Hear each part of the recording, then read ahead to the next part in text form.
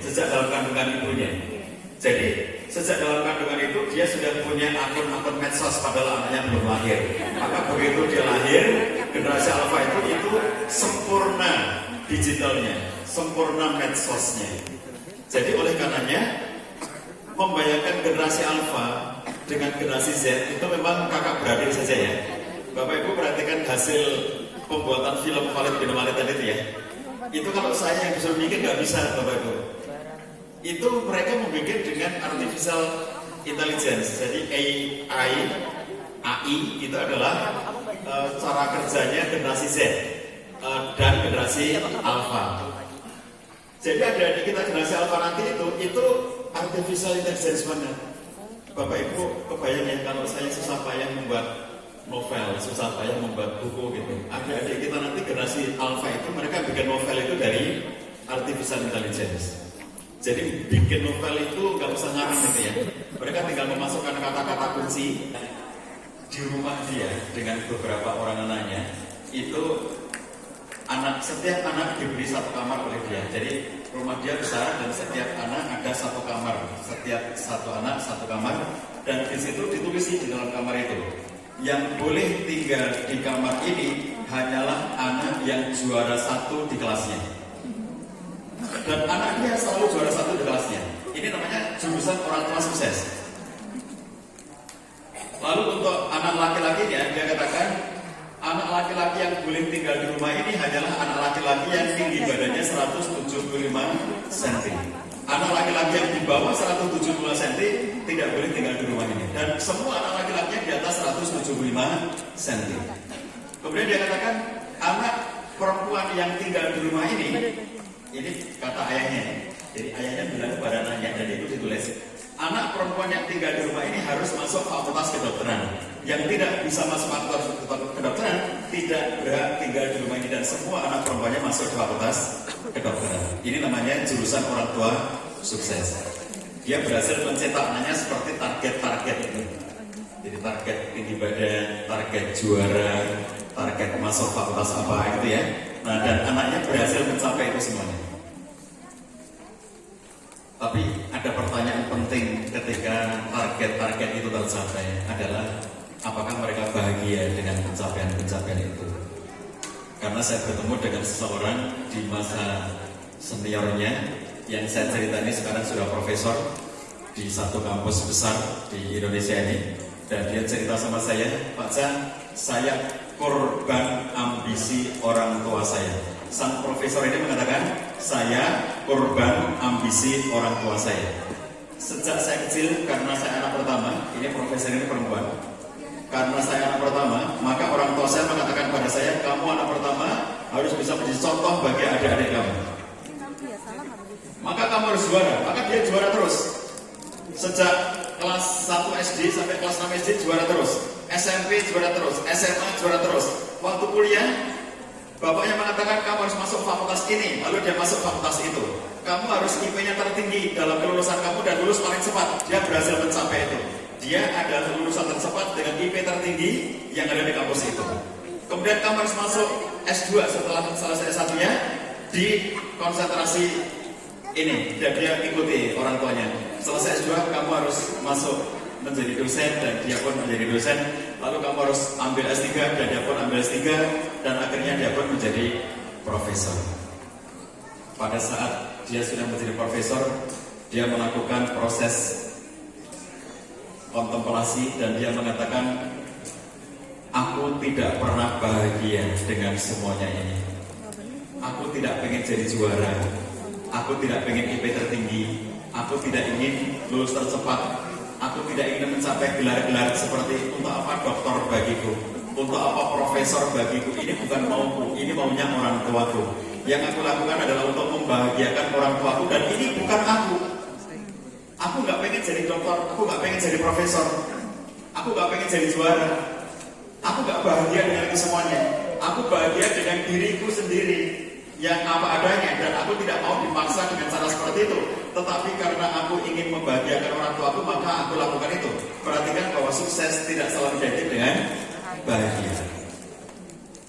Ada orang tua jurusannya bahagia, udah yang penting kamu bahagia.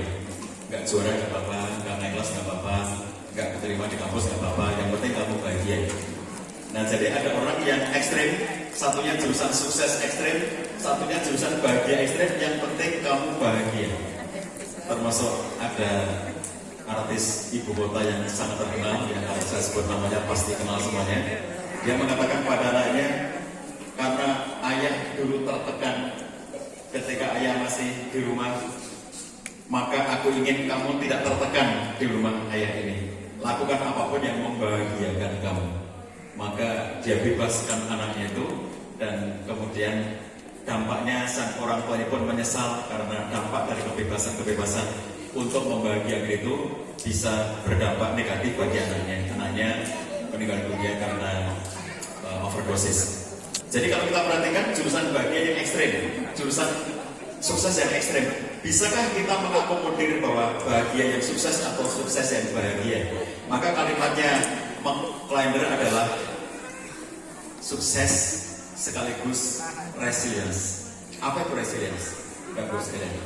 Resilience itu kalau istilahnya Profesor E. Sunarti, guru besar IPB, guru besar ketahanan keluarga, satu-satunya profesor di bidang ketahanan keluarga di Indonesia, Profesor E. Sunarti. Dia mengatakan yang dimaksud dengan resilience itu adalah daya lenting atau kelentingan. Jadi gimana itu daya lenting? Daya lenting itu adalah kemampuan seseorang untuk kembali ke level semula apabila dia sempat terpuruk ke level yang bawah. Contoh, kalau kita menggunakan indeks, misalnya indeks kebahagiaan.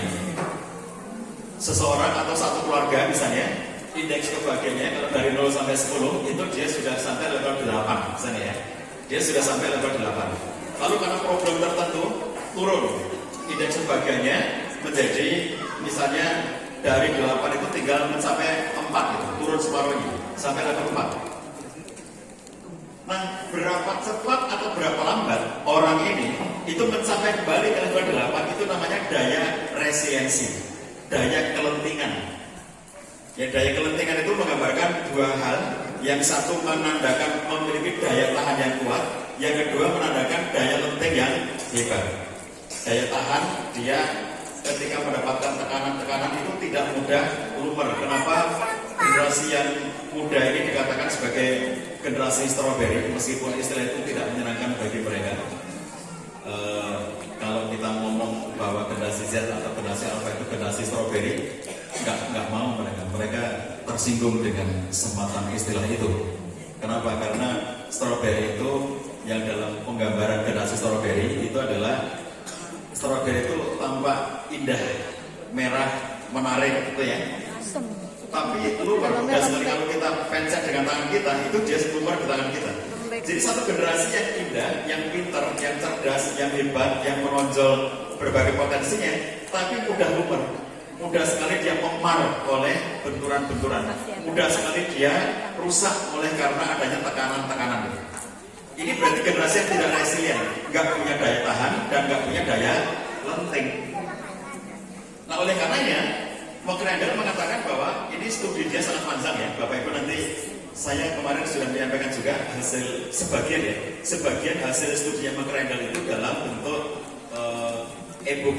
Jadi saya kemarin kirim dua materi, yang satunya PowerPoint ini, yang satunya e-book.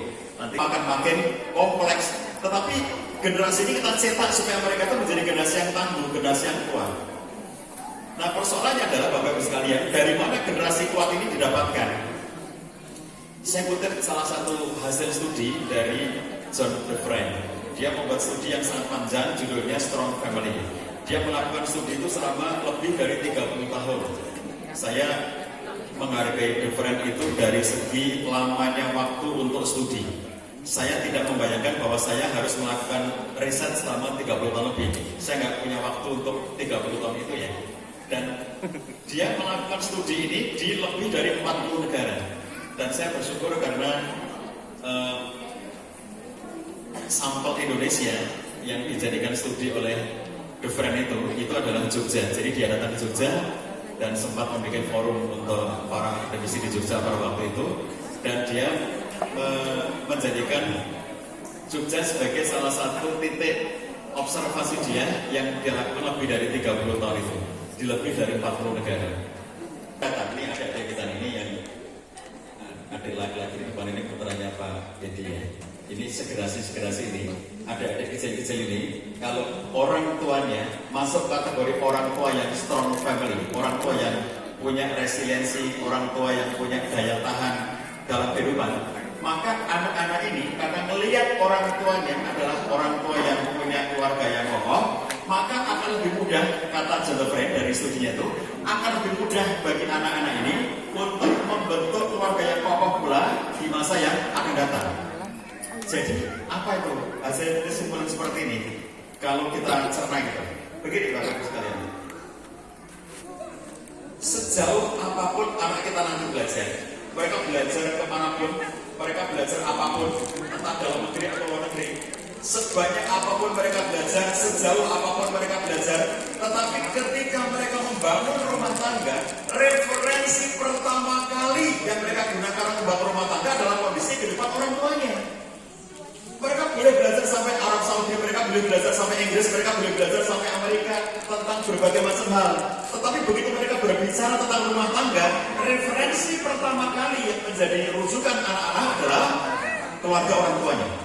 Maka kata The Friend, jika anak-anak tumbuh dan berkembang dalam keluarga yang kuat, akan memudahkan bagi anak itu untuk membangun keluarga yang kuat di masa yang akan datang. Jadi, kenapa tadi saya katakan ini sudah ada dalam Islam? Bukankah Allah sudah memberitahukan kepada kita formulanya? Formulanya adalah ya ayyuhalladzina amanu qu anfusakum wa ahlikum nar. Kan keluarga dulu, ahl dulu, baru keluarga, dan itu adalah basic. Ahlikum, anfusakum wa ahlikum, dirimu dan keluargamu. Baru setelah itu nanti masyarakatmu, negaramu, peradabanmu gitu. Tapi nomor satu dirimu dan keluargamu. Itu basic.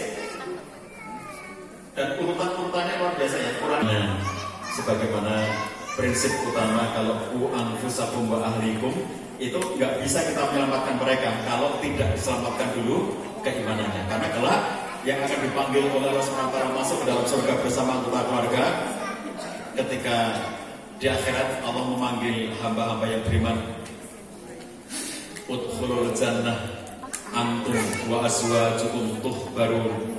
Quran mengatakan masuklah kalian semuanya ke dalam surga. Antum, kamu, wa azwajukum. Wa azwajukum itu bukan sekedar istrimu atau suamimu, tapi Ibnu Katsir dalam kitab tafsirnya mengatakan antum wa azwajukum itu artinya kamu, istrimu, suamimu, anakmu, orang tuamu, mertuamu, bisanmu, bahkan teman-teman karibmu, kata Ibnu Katsir.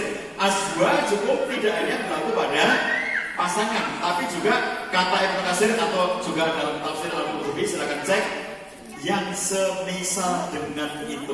Jadi tidak hanya azwaj itu sebagai pasangan, tapi yang semisal dengan itu. Makanya disebut bapak, ibu, kakek, nenek, cucu, menantu, dan yang semisal dengan itu. Bahkan teman-teman dekatnya. Siapa yang berhak dipanggil masuk ke dalam surga itu? Surat At-Tur menyatakan walladzina amanu wa taqabatum dzurriyyatum bi imanin alhaqna bi dzurriyyatahum wa ma alasnahum min amalihim min syai'. Kullu mri'in bima kasabat rahim. Yang akan Allah panggil masuk ke dalam surga bersama keluarganya adalah mereka yang beriman. Maka menimbulkan resiliensi dalam rumah tangga kita. Nomor satunya adalah mengokohkan dulu keimanan semuanya. Bapak Ibu, apa problem keimanan pada generasi Z dan generasi Alpha ini? Bapak Ibu tahu postingan anak muda yang menggugat Quran itu ya? Dia bukan Islam loh, tapi dia mengusulkan kepada Kementerian Agama Republik Indonesia agar merevisi Quran, karena kata dia Quran itu jiplak kitab suci sebelumnya. Jadi oleh karena itu ini kitab suci jiplakan. Coba bayangkan kalau anak-anak kita generasi Z, generasi Alpha dengerin podcastnya orang-orang semacam itu, atau Bapak Ibu dengar videonya seorang warga Indonesia yang tinggal di luar negeri sana, yang dia mengatakan menantang Tuhan, menantang Allah. setahun yang lalu kata dia, saya sedang menatap Allah dan ternyata tidak terjadi apa-apa pada saya. Sekarang saya menatap lagi Allah.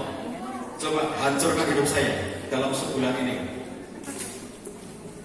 Postingan kayak begitu, ya kalau kemudian tidak ada filter pada mereka, itu bisa membingungkan lah, bisa merusak akidah, bisa merusak keimanan.